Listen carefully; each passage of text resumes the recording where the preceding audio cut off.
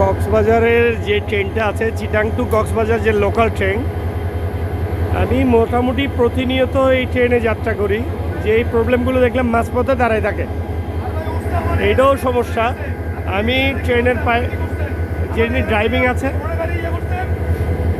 ওনার সাথে কথা,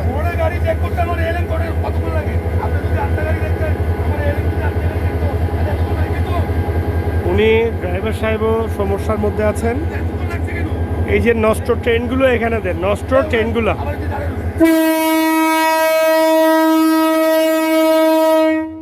এই যে নষ্ট ট্রেনগুলো এখানে দেয়, আধা ঘন্টা ধরে এখানে দাঁড়িয়ে আছে প্রতিনিয়ত। মাঝপথে গিয়ে নষ্ট হয়। এই মুহূর্তে 3বার নষ্ট হয়েছে, এটা 3বার দাঁড়ায় থাকে। কর্তৃপক্ষের, রেল কর্তৃপক্ষের মনোযোগ দৃষ্টি আকর্ষণ করছি, এটা যাতে অনতি বিলম্বে এই সমস্যার সমাধান করেন। ধন্যবাদ।